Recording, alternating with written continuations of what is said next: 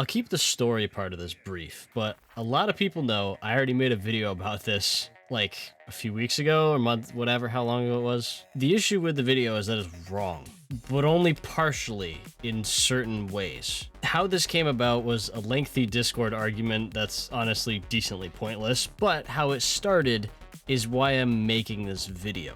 Someone's E75 was killed frontally by a F.O.O.L 155 HE shell for 598 damage. Knowing what I do about the HE overmatch thing that we've already talked about, that's what I said probably happened.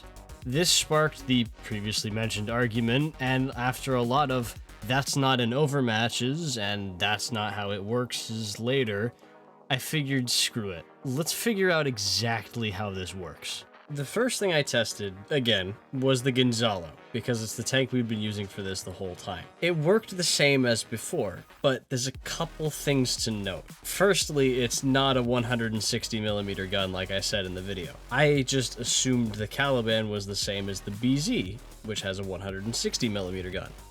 But it's not. It's a 152mm gun, or 152.4 if you want to get into specifics. Except even that's not true, because why would anything in this game be simple? Full disclosure with this, we don't even exactly know what caliber the Gonzalo uses for a fact, because it didn't work versus the Ho-Re sides. Even though the Caliban's caliber is 152, and the file was copied over to the Gonzalo 1-to-1, it just didn't work for some reason. It was showcased in the last video, but I figured it was just low rolls because it still did a lot of damage every single shot. Turns out, the shell isn't a 152, because that would just be too convenient for the explanation as to how this works. The shell's non-penning penetration value is also completely different to either of the listed values of either of the HE shells that the tank has. Cause why not? But we'll get there. So, what we currently believe is that the Gonzalo's HE shells are a 150mm HE shell, and the non-penning penetration value it uses for both of them is 180mm. Key thing to note terminology-wise is non-penning penetration value is different from penetration value, and we'll talk about that in a second. Just know that this tank confuses me greatly since it didn't work versus the Ho-Re 1, which means the caliber for the HE is not a 152. Which means they changed something when copying the files over. However, this still works versus the BZ's roof and the T-57 Heavy's upper side armor, which means they didn't change it to be a 120mm shell like they should have, but they changed it off of being a 152. You can see how this is confusing. It's not a 152mm gun because they changed it, but it's at least a 135 because it still works versus other tanks. Because why would any of this make sense? Just know, tank is quite an outlier because of what the rest of this video will point out as to how this actually works for normal vehicles. The next thing we tried after the Gonzalo was a Berza's 100mm gun versus the side of an AMX-50B. Now, why we're using the Berza is because it has the most similar possible HE values for a 100mm gun as the 90mm gun on the recently buffed Rompanzer, the German M48. And it's something we knew wouldn't work against the 30mm side armor of an AMX-50B, because it's a 90mm gun. The thing is, the Berza, with a 100mm gun, didn't work. And that sent me down a long rabbit hole, which I spent my entire weekend prior to writing the script for this video figuring out. And I'm here to tell you, I did figure it out. Let's start with the info that was correct in the first video. Yes, you do need a caliber greater than 3 times the thickness of the armor to work. Similar, almost exactly to how an overmatch would work with AP rounds. That has been the case for every single tank that has worked in that video and worked in the testing for this video. This includes everything the Gonzalo did. The 4005, non-penning the Type 5 heavy floor, and it might even include the artillery clips. I haven't tested them yet just because they work on a different system. Same thing with what I said in the first video for those. It might work, it might not. I've not looked into it yet. With the testing we've done since then, we've found out the other factor you need, And yes, it is a certain amount of penetration on your shells. In addition to a caliber over triple the thickness of the armor plate you hit, you need at least over double the penetration on your shell than the armor thickness that it hits. From what I've tested, no matter what caliber you have, if you don't have over double the pen, it will not matter. Originally, it also seemed like it didn't work on either certain tiers of tanks that were shooting, or if the tier gap was too high, because it worked on an EH Sherman, on an ELC even 90s 10mm of side armor, but it didn't work from the M3G, the tier 3 Chinese tank destroyer you didn't know existed until I just said it. Same penetration, same caliber, same angles, and splash radius if that had anything to do with it. Sherman worked, M3G didn't. We later busted this myth by shooting the tier 7 Scorpion's 1mm of side armor with the Renault FT, and that worked. Myth busted, but it still doesn't really answer why this doesn't happen sometimes, and even now we still really know still. I don't know what's up with the ELC even 90, but that thing's side armor just made the tests more and more confusing every single time we shot it. By every point of logic, some of the tanks should work and just don't. Granted, none of the tanks that didn't work against it would ever get put into this situation against it, but I'm still not sure what's going on. Either way, myth busted for practical situations.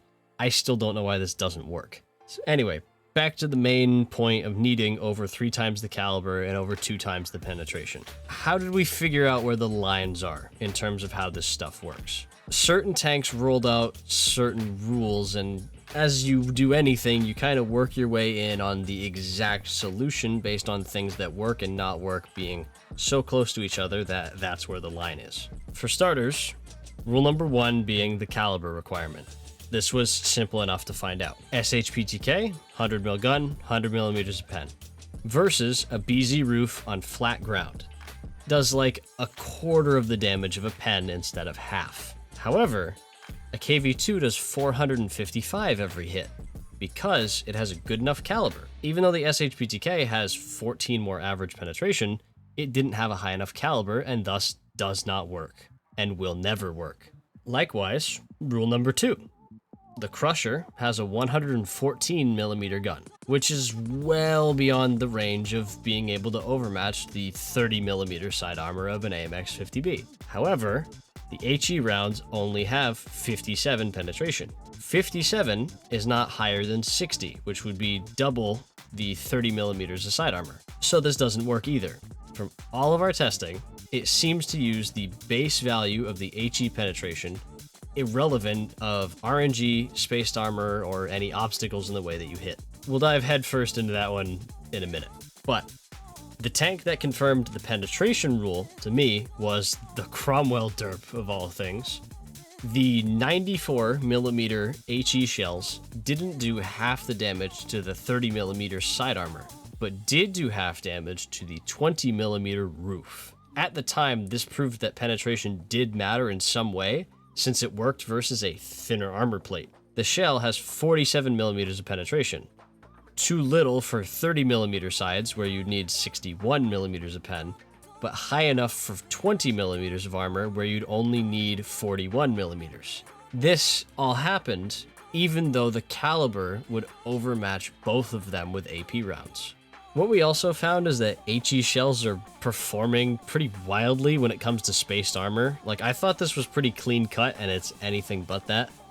Spaced armor is supposed to remove 3mm of penetration from the shell for every millimeter of spaced armor it hits. So if you hit 15mm of spaced armor, it takes off 45mm of your pen off the HE rounds.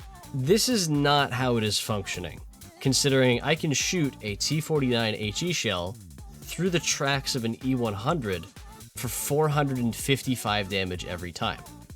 86mm of penetration going through 50mm of spaced armor, and it hits a 40mm plate on the other side with what should be negative 64 penetration given the mechanics we know about. What's actually going on here is math.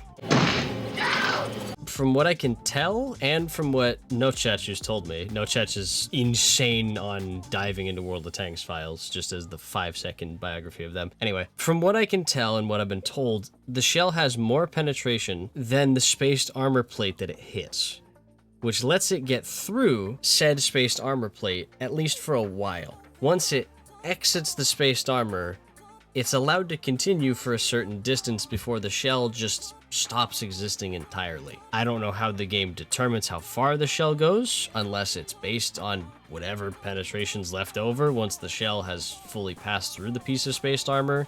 I'm sure Wargaming mentioned this in a video once and then never again. Your guess is as good as mine for this one, and honestly, just comment if you know how this works. But how does a shell with what should be -64 penetration do half its damage to the plate it makes contact with? Even if it only would subtract the 50 millimeters of spaced armor from the shell, that's still less than the 40 millimeters of armor it hits on the other side, ignoring the fact that it's angled. This is what I was talking about much earlier with non-penetrating penetration values. As somewhat oxymoronic as it sounds, it actually makes sense. There's a running check of what penetration your shell has while flying at a piece of armor. If that number is less than the effective armor it hits, it won't penetrate. With HE, or at least the new version of it, relatively new I guess, that check still happens. However, if or when the shell doesn't penetrate, it runs a check for how much penetration the shell has at a base value, and uses that value when determining how much damage gets mitigated by the armor. This is why the T-49 shell still does half damage, despite absolutely lacking the amount of penetration needed for the mechanic to work if it did go through the tracks. This is also why we achieved identical results whether we were shooting through tracks or not. All this takes us back to the Gonzalo for one very specific reason. The standard HE shell has all of 60 millimeters of penetration. It's not very much. But this still works on the BZ roof. Now, some people will immediately realize that 60 is not more than double 41, being, 82. This is because of what I said earlier, non-penetrating penetration values. Because you see, when Wargaming did all their hard work renaming the folder with all the Caliban's files in it, they had to duplicate the HE folder since it has 2 HE shells. Fun side effect of doing that is the fact that the shells have 209 penetration and 60. But both of them have 180 non-penetrating penetration if the files are truly the same. I'm inclined to believe this is the case, or at least something very similar to it, since I can still do this mechanic to the upper side of T-57 heavies, 44.5 millimeters. That means this gun is bare minimum 134 millimeters, and the hidden penetration value used for the HE damage calculation is well beyond the listed 60. If this was truly a 60 millimeter penetration round, that means it wouldn't be able to do half the damage to 30 millimeter plates or higher, even if it was a 120 millimeter shell, let alone 150. So yeah, your 120 millimeter gun fires 2 different 150 millimeter shells, one with 60 penetration and the other with 209. But if the shell doesn't penetrate, then it has 180 penetration when calculating the damage.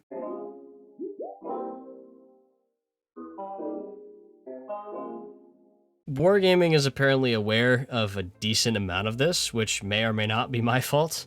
I honestly don't know. Funny thing is that if they actually fix this, it can very easily be considered nerfing a premium tank, since the non-penetration damage and pen values will be getting lowered, thus making this tank worse, aka a nerf. Ball's in their court, we'll see what happens. As for the example situation we started this video with, the E75 getting hit by a F.O.O.L 155.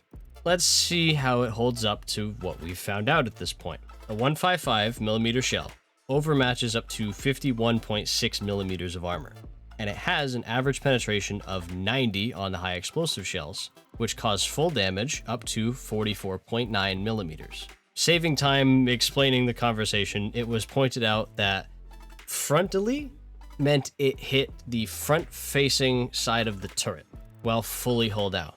Taking a look at the E-75's armor model reveals there's definitely nowhere this shell actually penetrated. Based on the collision armor model and the listed values that were on the model itself off to the left in Tanks GG, the only armor plates the F.O.O.L would actually overmatch are the 40mm ones. And the only 40mm plates in this tank are the roof and the undersides. None of those were visible. So how did this happen? Well, as I call them, the pigeon eyes. Rangefinders are nothing new on tanks, especially at higher tiers, and they're often weak spots on top of vehicles, including the E-75. Most of the time, they're not actually solid hitboxes, instead being spaced armor with a 0mm plate behind them. They are presumably designed this way in-game on purpose, since Wargaming didn't want weak spots to get hit that easily, or honestly sometimes ever. This is what happened with the T-29 many years ago. The tank was basically completely useless because the rangefinder made an instant pennable weak spot for pretty much any tank the tank would fight against. So they made it spaced armor, and the tank became the best tier 7 heavy overnight. The aforementioned pigeon eyes are 80mm of spaced armor in front of a 0mm plate, which means all any shell has to do is get through that 80mm of spaced armor. If you've been paying attention, the results of this test should be pretty predictable.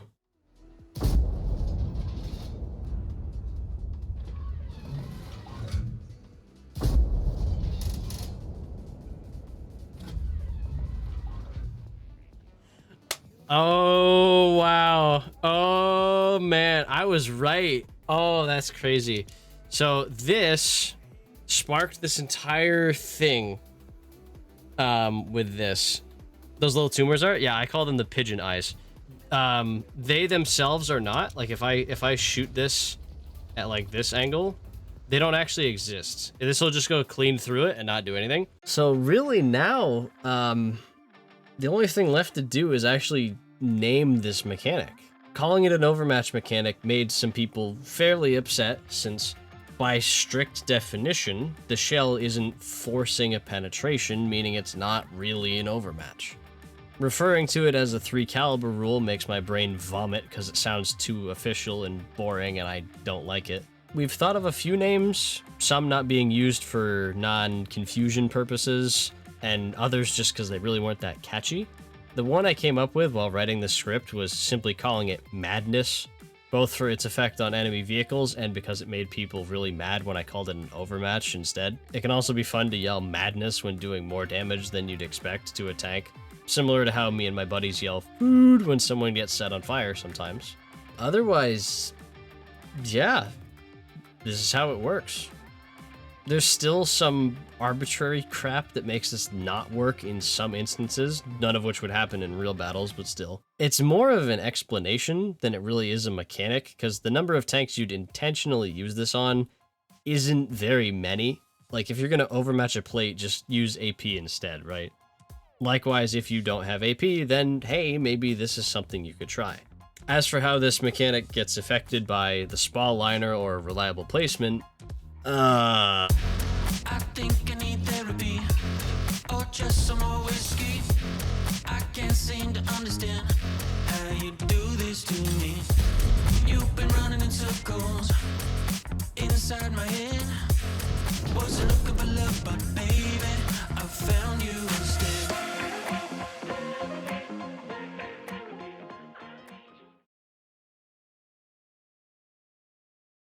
Oh, I just forgot to hit stop recording.